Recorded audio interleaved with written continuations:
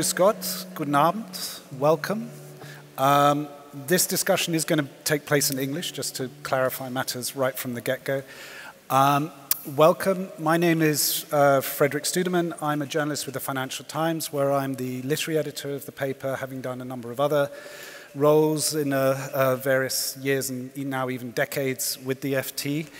I'm delighted, though, to welcome the true star of the show, Giuliano Da Empoli, who is, quick description, a political scientist originally from Italy, where you worked, among others, for Matteo Renzi, the former Italian Prime Minister, and have been living in Paris for quite a while now, teaching at Sciences Po. And while a lot of your career has been in the hard realities of politics, you've actually done something quite remarkable in that you veered off into the world of literature and fiction, and we'll come to later on in our discussion why you did that with this book that, if you haven't seen it or read it, I would really recommend it. It is a thrilling, really insightful read. I've got the English edition, The Wizard of the Kremlin. It was actually published 2 years ago in France as L'Image de Kremlin. It's also available as Der Magier im Kreml and Il Mago del Cremlino in Italian, all copies of which in all those various languages are available at the bookstore here. And Giuliano has said he's available to sign if any of you want that. I think there is even a Russian version available, but it's a Samizdat version. Yeah. So if you get your hands on that, that's a valuable one.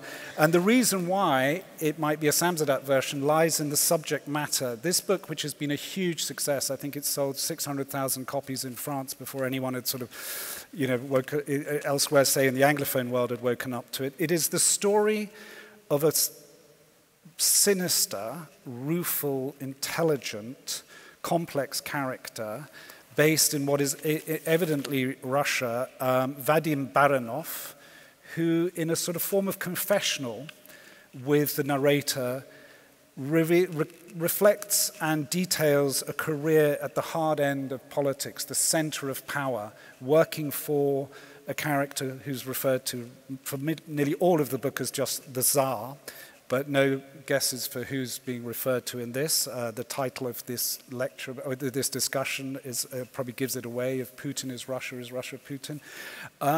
And this character is not a figment of Giuliano's imagination, because there is a character in real life called Vladislav Surkov, who until not that long ago was absolutely central to the whole Putin system. It's a bit of a cliche, but he was a man in the shadows, but a very powerful man in the shadows. If you ever followed the developments that were happening in Ukraine, not just from the full-scale invasion of 2 years ago, but going all the way back to pre-Crimea, this character was active in the initiatives to undermine Ukraine, the insertion of the so-called little green men, these sort of paramilitary forces that were taking over territory. At home in Russia, he was very instrumental in organizing, manipulating elections to the point of where they would set up an opposition party themselves so as to be able to control all sides of the narrative. He is a sort of a magician, if you like, of the dark arts of power. So that, I've given you a very crude and simple summary of the book, but I would commend you to really read it, and particularly, I hope, after you've had a chance to listen to Giuliano talk about it. So can I just start right with the beginning? What were you trying to do with this book? I mean, were you coming at it as the political scientist who wants to say, this is how power really works? Or were you coming at it from the fascination of this character? Or was it about Putin? What took you to this place? Well, first of all, Fred, thank you for this presentation. I think I can only ruin it at this point. I mean, it was so good that... yeah, I guess what I wanted to do was, I have been active, as you said, as a political advisor for quite a long time, mostly in Italy, but not just in Italy. And I wanted to write a a novel about power and about the relationship between a leader and his advisor, and so when at the same time I had a fascination for Russia, for Russian culture. It started very early. I have a mother that's Swiss-German, but she learned Russian to be able to read classics in the original version, and she fed them to me at a very early age, and I guess this left a trace somehow. Then I went there, and then I started seeing, you know, how different things looked from there. You know, there's a political scientist, controversial political scientist called Carl Schmitt, that used to say the flaw of the winner is that he's not curious about the loser's point of view. And this is something that I perceived in Russia very early, that we saw things we really weren't perceiving what was going on there. And so when I saw, but of course it was difficult for me to connect with that world, but when I saw that in Putin's entourage there was a character that was very unusual. You have to imagine, I mean, we all know sadly enough now about Putin's entourage. It's mostly military or people from the intelligence services or dodgy businessmen, and then there was this guy who also has an intelligence and military background, but he also studied theater at the Academy for Theater in Moscow. He has posters of U.S. rappers on the walls of his office. He writes novels under a pseudonym, and he even reviews them himself. And even reviews them. So he's a full-fledged just to be in control kind of theater. Yeah, well, we'll come to that. You know, and the connection between politics and theater. This guy is somehow a showman, or he perceives himself at least as a performance artist, but he applies this to politics and to propaganda. And he's been instrumental into building Putin's propaganda machines ever since the very beginning, the end of the 90s. And so I thought I did research the book as if I was going to write a non-fiction book about it. But then what I wanted to do was to get into the character's head, which is something you can't do with non-fiction. So I kind of took a leap, and I tried to put myself into this character's head. And also I wanted to describe, you know, my personal experience is that the closer you get to the heart of power, the most irrational and nutty it is. People think from the outside that it has a rationality. It maybe does in some ways, but the truth is that it's really ruled by passion and greed and violence and all sorts of things. And I think the novel is a good way also to express that. And then I guess another reason, and I'm done with them, is, you know, a novel is just, it's just more entertaining. It's just fun to read and to write even. And this is a very dark matter, of course. It was, even when I was writing it, I wrote it before the full-fledged invasion of Ukraine. So the whole book was over and written before the ulterior tragedy that unfolded from February 22. But still, a novel is something that allows you to use your whole brain. You know, when you write non-fiction, you only use the rational part of your brain, and if you're successful, maybe you reach the rational part of the reader's brain. We'll say, okay, this is interesting, this is right, this is good, this is not good, but it's kind of narrow. And when you write a novel, you have access to your whole personality, your whole experience, your whole emotions, your impressions, and all that. And if it works, I guess it does the same for the reader. And yeah, I thought the subject of power, the subject of Russia, the subject of this relationship between the advisor and the leader was something that deserve the novel.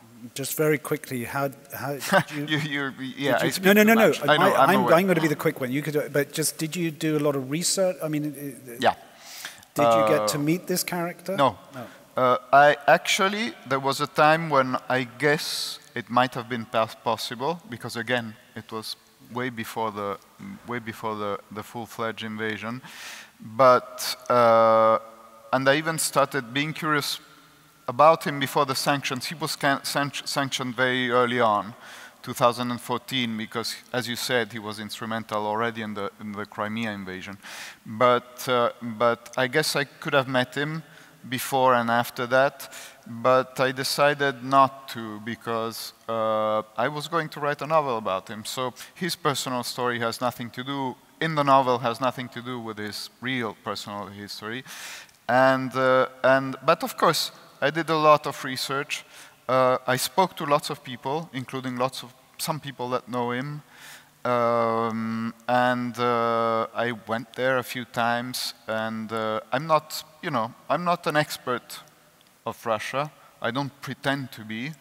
I think a book like this one doesn't replace in any way a historical book or a book by a Russian expert. But this is a different approach. It's a lateral approach. It's trying to get into this character's head through fiction and through my experience as well. Can you tell us a bit more about the system that you describe? So it's essentially, it's your interpretation, really, of how this Putin system works. I mean, we've alluded to a bit, about controlling narratives, disinformation, but tell us a bit more. I mean, it seems to me there's a sort of internal aspect, which is all the stuff they've been doing in Russia. And then there's an external aspect, which I think we should come to in a bit more detail later, because it's the relevance to the rest of us now of how this system is, or this means of operation is sort of going out beyond Russia's borders. Well, there's a lot to say. Let's say that my basic hypothesis in the book is that Putin is fundamentally a power animal and a power beast, in the sense that there have been, especially before the invasion, several different interpretations, and some, they put the emphasis on his kleptocratic side, for example, which is obviously there and very massively so. But in my interpretation, that is not the main driver. It's more kind of a tool. It's very present. It's a driver for lots of people that are around Putin, but I don't think it's the main driver of Putin himself. I think it's just one of the components. Some others have put the emphasis on, Putin's ideas, the way he kind of progressively became more and more fanaticized in some under especially the guidance of his closest friend, Kovalchuk, who's like the son of a historian and has a very peculiar interpretation of Russian history. But to me, that also is not the main driver, in the sense that I don't think that Putin is an ideas person. To me, Putin is fundamentally the power animal, in the sense that the Nobel Prize Elias Canetti gives to the term in mass and power. It has maybe a different title in English. Anyway, something like that. So basically, Putin is what Canetti says, the political animal, beast, is someone that wants to survive anyone and everyone else, and is ready to do anything to survive. He's driven by this desire for survival and for staying in power.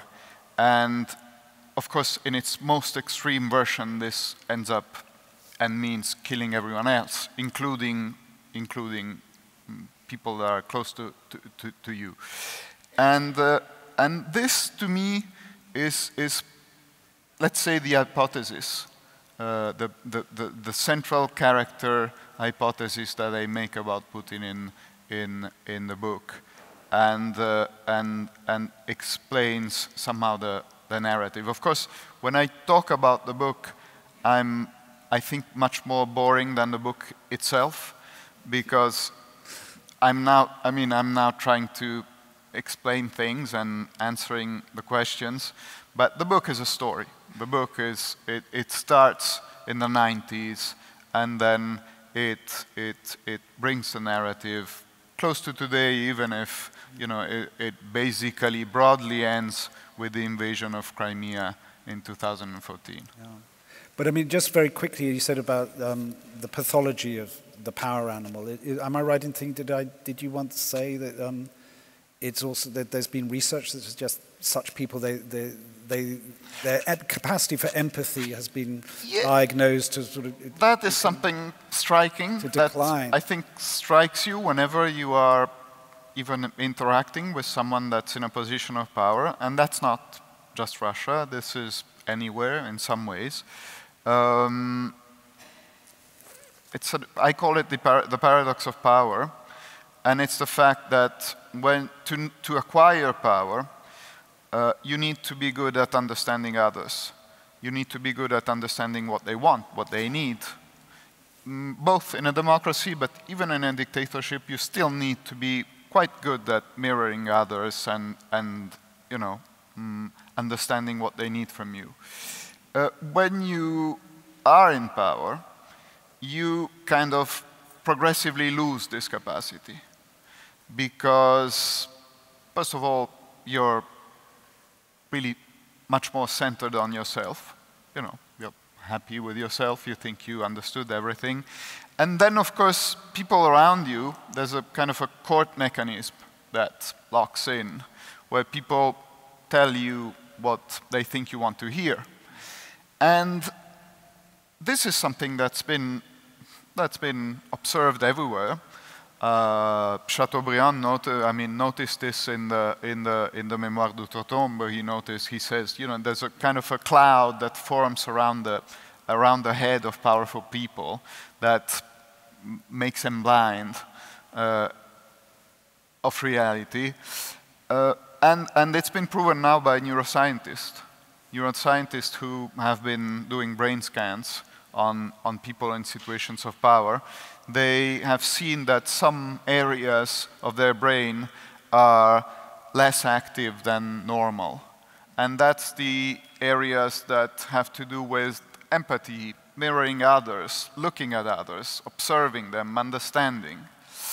So this is broadly kind of an almost scientific phenomenon, and it happens with power. And that's why in the West, I think we try to limit power. We put limit to powers. We, of course, put checks and balances. We try to not leave people in power for too long.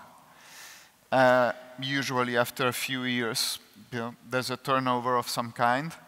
There are even personal checks that you can put on that. A family is a very good antidote against that. You know, you go home, you're a person that's in a situation of power, you go home, you go to your family, your wife, your husband, your kids, and they treat you like a common idiot. That's very good, because it kind of brings you back to reality. And an advisor also is someone who should do this for you.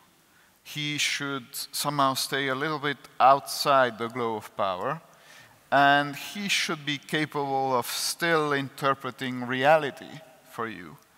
But of course, if he does this, sooner or later his vision and his interpretation will diverge from yours as a leader. And this explains the high mortality of political advisors as well, because, you know, they get fired, especially good ones, at one point. So this is kind of a tunnel. And I think Putin, you can't explain Putin just through the tunnel. There's so many different factors. But this is something that I think I've seen in very different contexts, and I can imagine, I can imagine that in a basically now almost totalitarian state like Russia has become, of course, this tunnel is worse and worse. Yeah.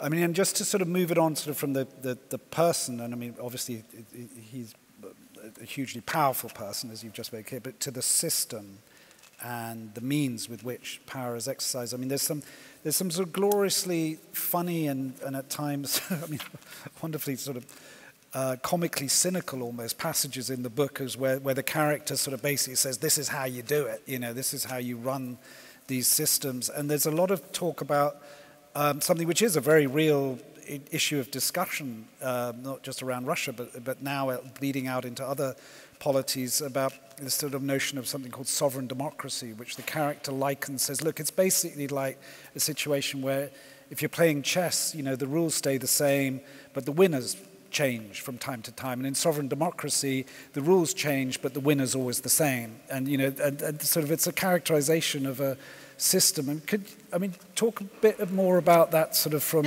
what are we actually observing and... Well, sovereign democracy actually is a concept that was invented by the real character Surkov that inspired my novel. And it's really inspired by his theatrical experience in so many ways. You know, there's a again, in every regime, in every political system, there's a connection between play acting and theater and power and politics. Ronald Reagan, when the US president, when he was asked how can an actor be president of the US, he used to say he couldn't see how someone who's not an actor could be president of the US. So there's a connection, I mean, everywhere. But of course, in Russia, it goes much further, and it becomes much more insidious and toxic. And Surkov himself invented this concept of sovereign democracy. The Russians, who often have to palliate with humor to a pretty dark reality, used to say that the difference between democracy and sovereign democracy is the same that you have between a chair and an electric chair. And because actually the concept of sovereign democracy is that power and government doesn't just need to control the government, but it needs to control the opposition as well, and to stage it somehow. And so Surkov, the real one, and my character as well. I think it's important to say this actually happened. This actually happened. No, but now I'm talking about reality. Yeah. This is what actually happened. So Surkov, among many other things, he staged movements and leaders and parties that pretended to be in the opposition, because the basic idea is that you will always have an opposition. You will always have people that are dissatisfied, that are against it. So the best way to deal with this is to control it and canalize it. And so what he did over time was to create all those movements and opposition parties, but also youth. Actually, this is something else. You know, this is after the Orange Revolution in Ukraine, when he saw that youth was mostly and rock concerts and all that were part of what was driving rebellions against the pro-Russian regime. He also created youth movements, and with, you know, big rallies and concerts and things to canalize that energy in his direction. And the advantage of this is that the manipulation is not very subtle, in the sense that sooner or later, usually sooner rather than later, people find out that, you know, an opposition party or leader or movement is actually controlled by the Kremlin itself. But the revelation of the manipulation is part of the manipulation itself, because once people find out, they get demotivated. You know, what does it produce? It produces apathy. It produces, like, you know, what can we do? I mean, no point. There's no point. And this is also a big driver of the regime. So all this, I mean, many more, but all this is part of Surkov political theater, but it's also part of my characters. Yeah. And I mean, it does beg the question, which comes up in the book. You know, why do people put up with it? And you, again, your character comes up with these really sort of dark sort of riffs of sort of saying, well, they're ready to make crazy choices. We just have to help them do that. Or is one sort of memorable line, or that, you know, basically, if you think in the Russian context of all the upheaval and chaos that country has experienced. Well, it's not just Russia, lots of countries, but, you know, and basically saying that people prefer to rush towards the unknown rather than going on living before. It's just sort of looking at it as this sort of mass that you can play with, in a way. But why do you think, I mean, what would be your interpretation? Why does this, I mean, if it's so easy to, or not easy, but if one can diagnose it and one can see it for what it is? Well, again, I think you have to go back to the foundation moment of the 90s, and you have to go back to that moment where the poor and crumbling certainties of the Soviet system, like, were completely wiped out, and you have to go back to a time where of course it was a big outburst of liberty and freedom and opportunities and stuff, but only few people could really take advantage of them, and Moscow, I mean, turned into a sort of Disneyland for adults who had Kalashnikovs. And actually, interestingly enough, there's been, like, a few days ago, as you must have seen, like, the kind of first revival of something like that in Moscow that we've seen for a long time, a shootout in front of the, I mean, in front of the Russian Amazon. So in that period, most people stopped being able to predict and had a feeling of losing control over their life. And this is something that's one of the worst things that can happen to anyone. It's again, I think to understand Russia, you have to put together some very familiar things that are quite universal, like the paradox of power, or like the fact that when you lose control, you look for certainties and references, with some peculiar Russian things that are actually very far from our understanding and our political culture. So losing control over the circumstances of your life, of course, is something that we see it in the West as well, produces a powerful destabilizing effect. Even it's been proved that people that are in retirement homes, if you give them the possibility of choosing the pictures on their walls or making a choice between several menus when they have lunch or dinner, they live longer, because that feeling of control, even in very diminished circumstances, is something that makes them feel better.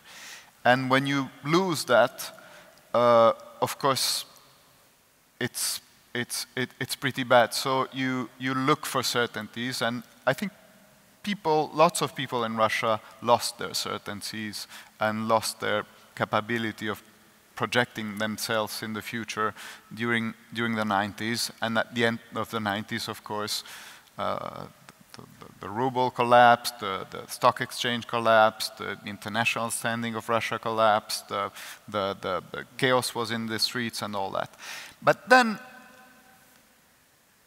so some form of maybe going back to tradition or authority could have been predicted. But then, of course, the Putin answer and the Putin emergence, which was from the start very Russian, I think. and he came up as a sort of a mythical construction from the very start. And this is where it somehow pivots or falls into a different state when Dostoevsky speaks in the monologue of the Great Inquisitioner. Dostoevsky says there are three sources of power in Russia. The first one is legitimate authority. And this Putin, he has it in 99.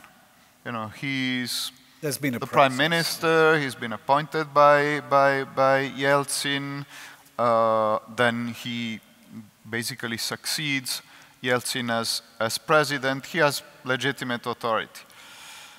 Actually, let's stay with summer of '99 when he's appointed prime minister. But he's a very weak prime minister. He's the fifth prime minister in 2 years. Nobody believes that he will stay in power for long. So legitimate authority is not enough. But the second source of power in Russia, according to Dostoevsky in The Great Inquisitioner, is mystery. And this, you see, already is somehow detaching from democracy, yeah? Because democracy implies transparency, of course. Mystery, Putin has it in '99, because he's not a politician, he's not a public figure, he hasn't been involved in politics in the years before. He's actually the head of the FSB, of the former KGB.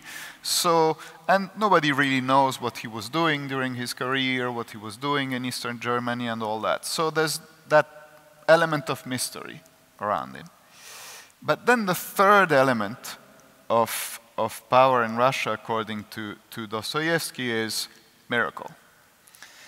And this miracle actually happens in a very bloody way in September '99, when the so-called Chechen attacks take place in Moscow, and buildings start. Apartment blocks. The bombing of apartment buildings start happening outside of Moscow. And this is again something that we haven't seen outside of Russia because we weren't really looking, but it's kind of a 9/11 2 years before. And it's even scarier than 9/11 in some ways, because what happens is that normal buildings crumble. They're not symbols. They're not like the Twin Towers that are representing something. It's normal apartment blocks, like there are thousands and dozens of thousands all over Russia. At night, while people are sleeping, there's a bomb and the building collapses and a few hundred people are killed every time. Normal families in their sleep. And this is something that, in a situation that was already chaotic and where people were lost, is something that's a real trauma, because it happens once, and then it happens a second time, and then it happens a third time. And Putin's response at that point is extraordinarily violent and extraordinarily brutal, but he somehow restores authority with his words and with his actions in Chechnya. And that's, for me, the moment when he turns into the Tsar. And that's at the very beginning, it's not now, it's 25 years ago. So this is a bit the story. Again, the book, I hope, is less boring than me talking about it, because it tries to show this and to show this transformation and the logic of it. Right. But just and develop a bit more on terms of now, that's the, we're assuming, I mean, that asserting, I guess, that there was a direct involvement in those explosions. But yeah, so it's like that to create disorder, stimulate disorder, to then impose control and order, and thus, establish your base and your system. That has evidently happened in the last 25 years. But now, do you see that this sort of system, this means of operation is, I mean, there are people who fear this has long already been exported to the West, particularly you see in getting involved in elections in other countries in some form, whether that's in a sort of, in a slightly sort of underhand way or very overt way, or just kind of letting stuff happen. And I mean, do you think this is something that is now, this sort of system is going beyond Russia? For sure, but I think that it's much more worrisome than this, in the sense that, of course, Russians are doing all sorts of things, and we know that, and there's, I mean, infinite proof of all the operations, both online and offline, that have been done by the Russians. But to me, this is really just the tip of the iceberg, and it's definitely not the most important thing. And what I consider the most important thing is that actually, for example, if you look at Russian disinformation operations online, basically they're undistinguishable from content that comes out of social media and the information online ecosystem, the way it works anyway. Then of course you can distinguish, because you can trace it and you can see that there's coordinated behavior and all that, and so you can say, okay, it comes from the Russians. But that's not the point. The point is that our online ecosystem anyway produces that kind of content and that kind of extreme polarization. And so the Russians, they're just opportunistically somehow exploiting it and surfing on it, but they're the tip of a much deeper iceberg. I mean, I can't now even remember whether because I'm now confused whether I read it from your character or Surkov, about Surkov, the real guy, or both. It is just the thing of, once you've inserted the element of doubt, once that is established, that you're not sure whether you can trust stuff, you've already, won half the battle. I mean, it's just, if people just feel, picking up on what you said earlier, then you get the apathy. If people know that it's been manipulated, the reveal is almost as powerful as the original manipulation. Exactly. And this has been revealed, I mean, it is in my book, but I simply took it from things that were actually researched and studied by others before. If you look at for example, at Russian operations online, if you look at the 2016 elections in the US, for example, what is interesting, but not only, you can look at European stuff and all that, what is interesting, Peter Pomerantsev, for example, has written about this in great detail. What is interesting is that you would naively believe that Russian propaganda works by just promoting their ideas and their narratives and movements and leaders that are close to them. But the actual traces that we have of their activity prove that that's not how it works. The way it works is, of course, they're promoting their own and the leaders and the movements that are close to them, but they're also promoting the most radical opponents of that. And so in the US, they were pushing both, of course, traditionalist, white suprematist, Ku Klux Klan, whatever, but they were also pushing the hyper-radical, woke, Black Lives Matter, the most radical fringe, the most radical ecological fringe and all that, because the point is to find the fracture and to exploit it, to make it bigger, and to then project chaos. And this is something that they've been doing, but again, our system is already doing it. our platforms are already doing it. That this is the way they work. This is the way they make money. I mean, this is simply, you know, so the Russians are doing it, but I don't think this is actually the main problem we have. Right. I wanted to move, because we are going to have time for questions, so I'm very conscious of that. You're not talking about the fiction at all. That's and I'm sad because, you know, I think you're doing a great job. I'm not saying you're not, of course, but it's really important that for the public to understand that all this is the background for the novel. Yeah.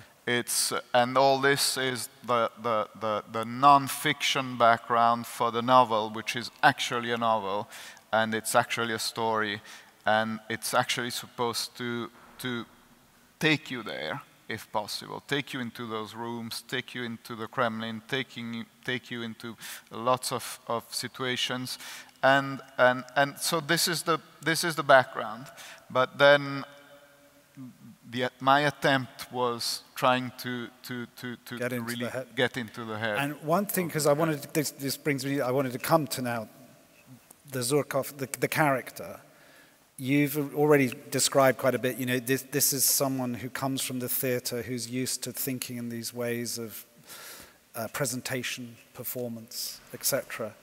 I mean, there's one thing that did crop up in that was sort of thinking of how I mean, it sort of seems on one level quite sort of odd that one thinks of sort of artistic types are now at this moment in time generally seen as being benign.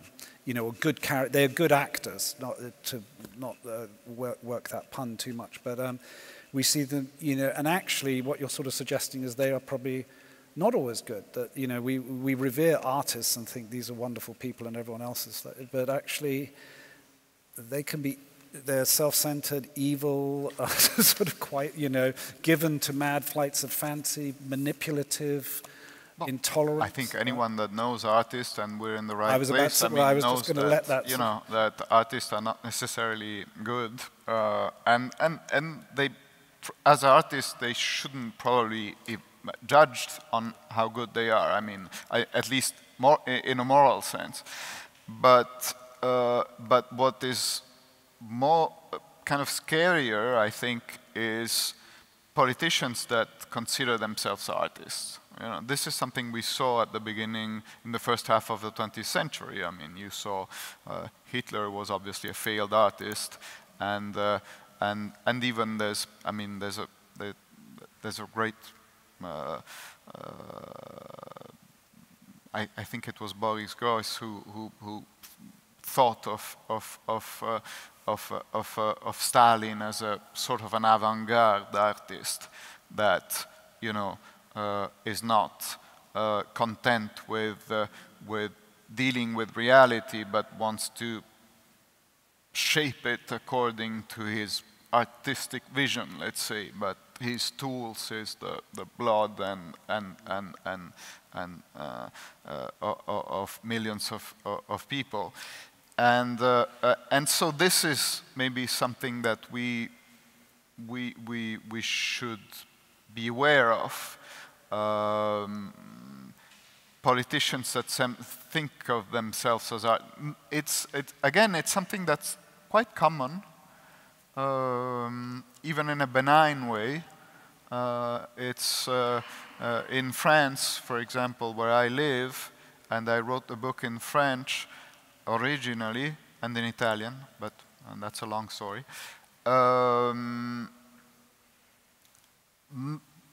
Many politicians see themselves as novelists, and of course novelists also see themselves as possible politicians. There's a long French tradition of that. For example, Mitterrand, the president from the 80s, used to say that if he had been sure he would become a great novelist, he wouldn't have gone into politics. But he wasn't sure, so he went into politics. And he somehow shaped his life into politics almost as a novel, I won't go into that, but if you know Mitterrand's character and his life and all that, you can see that there's a touch of novelistic, somehow, inspiration to that. And this, of course, is relatively benign. I mean, but there are less benign examples of that. Can I finally ask you, your character at the end of the book, well, throughout the book, there is a sense of remorse. A sense of? A sense of remorse, a sense of sort of looking back. And why did you feel that? I mean, because this is, you said you wanted to get inside the head, and why, was that inevitable that it was going to go, I mean, or did you feel it was necessary? That I think the main character is a cynical narcissist that doesn't really have any deep-seated conviction. And actually, the tragedy of the character is that he has a Western education, he has a Western culture, he grows up reading French novels. This is not the true Surkov, actually, this is the fictional character. He somehow considers himself as belonging to the Western European culture. Especially French, in the case of the character in the novel. But then everything he does somehow brings him to the conclusion, which is actually the conclusion of the book, where his action in support of Putin have led to a point where he can't even set foot in Western Europe anymore, because he's sanctioned. And so basically, this is also why he was very effective, because he knows the West, and he knows our culture, and he knows how to manipulate it.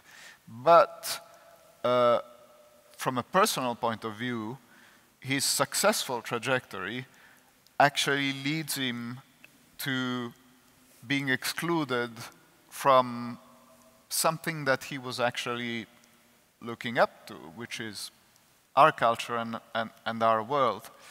And this is also the tragedy of the character in the sense that in the novel he has a grandfather and a father that were in different ways squashed by power. And his father was a Soviet apparatchik, and he considered him very boring and very somehow, you know, he really didn't want to go that way. That's why he's into theater, that's why he's creative and all that, considers him an artist. But in the end, the tragedy of the character is that he ends up, with different means, reproducing that same trajectory and being instrumental to a different kind of totalitarian system. So this is a bit the arc of the character. Last thing I would like to add is that, again, the subject is very dark, but the attempt was also to try to have a dark novel, but that's not, that has some antidotes in it. I think humor is a dark kind of cynical humor. It certainly has a lot of that. Is one of the antidotes, and then there's also a love story, and there's also a transmission story. I don't want to give everything away. But this is this is also part of the work. I think we should now go to questions, and I think, are there microphones somewhere? Yes, there are microphones. So, the gentleman here at the front, and can I just say one thing, please, questions, not statements, is my sort of request. But there's always the missing panelist. You know, that, There, and then we'll come to others. Thank you very much indeed. A part of novelists, wouldn't be also amateur historians a little bit dangerous as politicians? But I have a question concerning Putin and Stalin. I mean, Putin estimates Stalin highly, and would you see some parallels in the characters of both? I mean, different areas and different situations, but nevertheless, thank you. Well, should I answer? Yeah, answer that one. Okay. There's a scene in the book where the advisor goes into Putin's room at night, and he's in a bad mood, and he says, you know, who's more popular than me? And the advisor says, well, no one. I mean, plus we're talking about the mid-2000s, and no one's more popular than you. You don't have a rival. And so he says, yeah, I have a rival, and someone that would put me to shreds if there were elections. That's Stalin. And the reason my fictional Putin says in the book is not the reason you think, you westernized intellectuals, because there's always this suspicion on the character, you know, he's too Western, too contemporary and all that. It's not because people forgot about the massacres and the, you know, and everything that took out that happened under Stalin. It's because people remember that Stalin knew how to punish the enemies of the people. So, for example, if the Soviet railway didn't work, what would Stalin do? He would take the head of the Soviet railway and he would put him in jail, and then he would do a public trial, and then the head of the Soviet railway would confess at one point that yes, he was sabotaging the railways because he was actually a stooge of the West, and then the guy would be shot. And this, of course, didn't solve the problem of Soviet railways, but it gave kind of an explanation, and again, a narrative arc. It's fiction again, it's theater, and even a scapegoat and a way for rage to be canalized into a scapegoat.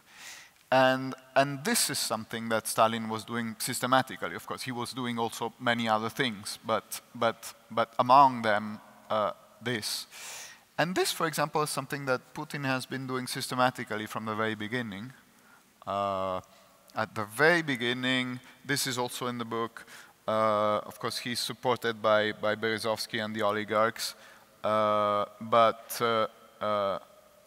which was, again, in theater terms, actually, it was kind of a big casting mistake in the sense that they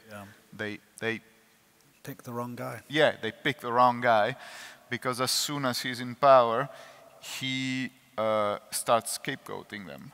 And so over time, you see this. I mean, he periodically finds scapegoats and examples of enemies of the people that are actually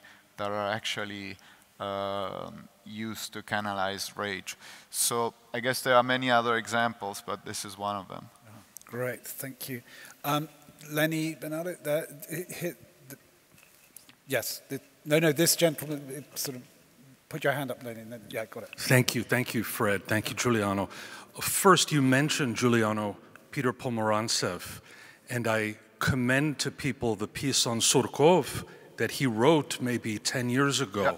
In the London even in Review. In a remarkable book that he wrote. But it's a great warm-up for your novel. But my question is, Surkov was known as a political technologist, which is a term you don't use or haven't used today.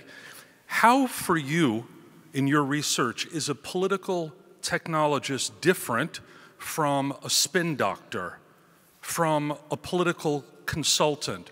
What is special about the political technologist as a kind of impresario of the political moment, or what? Well, this is actually a very interesting question. As you said, in Russia, so-called political spin doctors and experts at political marketing were called political technologists, or still are in part. To me, they were born at a very specific time, which also explains how they're different from Western spin doctors, which is the 1996 elections. this is a time in Russia, of course. This is a time when Yeltsin is at 4% in the polls. Everybody thinks he's going to lose his re-election, that the Communist Party will come back.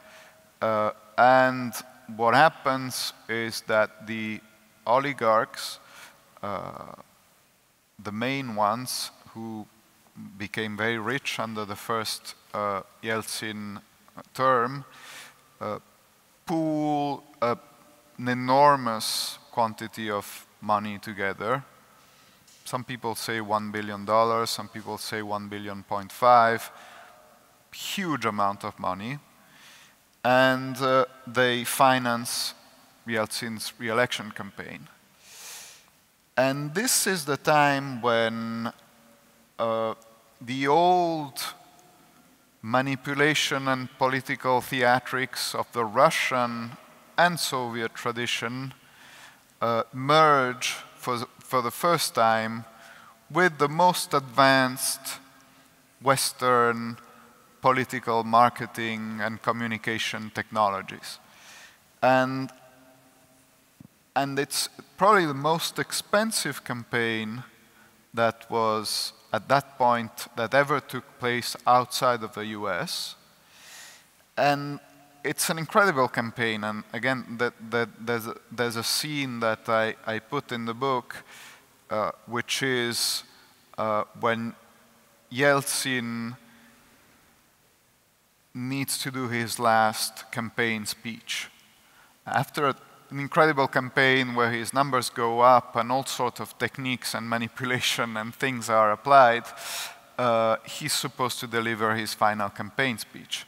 But unfortunately, he just had his 4th stroke. And, but the spin doctors need a speech. And so, but he can't go to the Kremlin because he's almost dying. So what is done is that his studio at the Kremlin is redone identical at his place. And he is sat behind a desk with a thing holding him. And he's supposed to deliver his speech, but he can't speak. So he's told, move your lips. And so he moves his lips, and then the speech is superimposed from previous speeches. And this is his last campaign speech. And the day of voting, he can't stand up to vote. So he's held up by doctors in the background, and then of course they are photoshopped away from the actual footage that gets shown to the public. So again, I think political technologists, they use techniques that are similar to the ones that Western spin doctors use, but in a context where there's practically no limit to how far you can go. I guess some Western spin doctors dream they could go so far, but they can't. Right. There's a lady here at the front. I'm sorry? There's one waiting. Oh, there's one waiting there. Sorry. Wait, we'll come to you later. Sorry, I didn't see. Okay. Right, I'll try to be two-part question. I'll try to be brief. I lived in Russia in the 1990s, and I thought you did an excellent job capturing what it was like to be in Russia in the 90s. I was wondering, you know, a lot of, I think, Anglo-Saxon writers who I've read who've tried to write about Russia don't seem to really get it. And I was wondering if you're, you know, as an Italian in a country that has a very theatrical political tradition and, you know, arguably very cynical political tradition, did that help you sort of look into the Russian soul, and did you use sort of, you know, project sort of what you knew from Italy onto Russia? And the second question would be quickly, when you rewrote the book in Italian, did you change things? Were you tempted to rewrite parts of the book? And if I could read French or Italian versions, which one would you recommend? Well, as for the first question, I'm not sure I can answer that, in the sense that it's true that from the very first time I set foot in Russia, and this was not you know, it was relatively late. First time I went to Russia was 2010. It was for unrelated reasons, not even as a tourist. I was back then deputy mayor for culture in Florence, and we had meetings there. The first time I set foot there, it's true that it's somehow captured me, and there was. So I wouldn't be able to explain it in a completely rational way. I think there are some Anglo-Saxon and Brits that fully get Russia as well, but this book is, yeah, it's my understanding of it, including in its. I think for some sides that I like of it, I mean, some sides of unpredictability and you know, if you go out if some of us go out for dinner after this presentation, things will more or less deploy the way, you know, it will be normal, more or less predictable what happens. And I'm sure it will be nice, but it will be predictable. If you do the same thing in Russia, you don't know what will happen. You know, you really don't know. I mean, of course, it can be normal, but it can also be completely wild. And this is something that I have to say, as many other things, that fascinated me, but also the dark things. I mean, I think when you set foot in Moscow the first time, this is what struck me the first time, you feel this in a very physical sense, the presence of power, even more than in places where power is stronger. I go to Beijing as well in that period. I haven't been back since, but and power is stronger in China than it is in Russia. But I think you felt it more in Moscow. The architecture, this kind of fossil monument, Kremlin at the center, and then the Stalin architecture, and then all the way out, and the people, the way people behave, and the cars. I don't know. It's something that's very physical also, and that's very that's a whole feeling. When it comes to the versions, I wrote the two at the same time. The original version is, nobody can understand it. You know, it's just a mix of sentences that start in Italian and end up in French, or vice versa, and it's a whole jumble. And then I kind of separated the two versions. So they're basically the same. I'm more attached to the French version because, and this is also why I published it in French first, because I think the book tries to be close to a French literary tradition that is about power, that is about observing power. The French have this ever since the 16th and 17th century. You have people that were at the court of kings that were actually looking at characters in an almost anthropological way, with a lot of psychology, with a lot of, and this is something that is present in French literature. It's been there for 400 years. And of course, I don't pretend that my book is at that level, but it's been nourished also of that tradition. And so, but the Italian version is basically the same, very similar. There's just one difference in the in the English version, which is something that I took out of the book because I was told that the way Russians judge a novel or a book written by a foreigner about Russia is if there's a samovar in it. If there's a samovar, it means it's really a bunch of cliches, yeah. And unfortunately, I had a samovar in my book because it was actually It was irrelevant. Plus, the grandfather had a samovar. I mean, it was there, but it was actually there. So I thought, you know, I took it out from the English version, so you won't find it in that edition. Thank God. Listen, we're actually over time, but there are two last. This lady has been waiting very patiently, and then we're going to take both questions, and we're going to get quick answers. Lady there, and then the lady there, and I'll apologize to everyone else, but. So you start, and then you answer both questions quick. All right, Please. thank you. The idea of someone such as this feeling remorse is tantalizing and comforting. And so is it's also tantalizing and comforting to think about the radical changes and positive ruptures of the 20th century. They could happen again, right? So if I could invite you to speculate about what might be the radical changes or possible ruptures that might get us out of our present into a different future. Thank you. Thank you. And then the lady there in the white. Shall I? Yes, please. Okay. Ask. My name is Olga.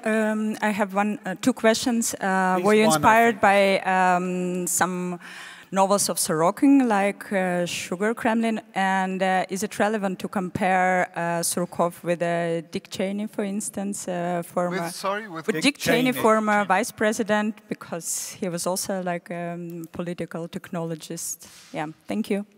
Thanks. So rupture. What this lady said it was heartening that there was remorse and there was, but what rupture could we look for? Yeah. Well. My character in the book is very deterministic. You know, he says, this is Russia, this is the way it works and all that. But so it's always been ruled by you know, ferocious people and all that. Because my character, he's confessing himself, but at the same time, he is still manipulating the reader. You know, he's not totally honest. So you don't have to trust the character so much. Me, I'm less deterministic. I think that things can turn out in different ways. And of course there's a recurrence in Russian history of a certain pattern and some certain kind of way of understanding and wielding power. But it's not, you know, it's not inevitable. I think what happened in the 90s was somehow, I mean, it somehow logically led to a figure and an authoritarian restoration like Putin, but it could also have gone a different way. And I think this is the case again in the sense that, of course, what we see now is kind of a steady grip, and I don't think there will be, I mean, it's hard to predict positive change in the short run, but there will be change at one point. And for example, Putin at one point himself and the people that are around him, and especially the people that are around him when he's no longer there, they will probably try to choose someone that's very similar to him and with that same line. But maybe, you know, maybe they'll make another casting mistake. Yeah. Maybe it will, you know, it will bring us someone that will actually take a different way. Yeah. And there are different ways, you know, so many different ways in which history can surprise us. So I'm not necessarily pessimistic or at least desperate. And just very quickly to the last question. Well, it was Dick Cheney. Yeah. Yeah. I mean, Dick Cheney is a very interesting character, and the movie about him, everybody thought it was bad, but I thought it was actually quite good, so I would recommend it. But yeah, some contact. But my guy, in the end, Dick Cheney is a pure figure of power. He's really, my guy somehow has a much more conflictive relation to power, and he's squashed by it, and he's trying to escape it, and then he miserably fails. But he's a victim of it too. Of course, he's a willing, let's say, a very willing victim. But I think more interesting than Cini in some ways. Right. Well, that I think is an invitation to find out more by reading the book if you haven't. So you know where to get it. But can I ask you all to round of applause for Giuliano Da Empoli?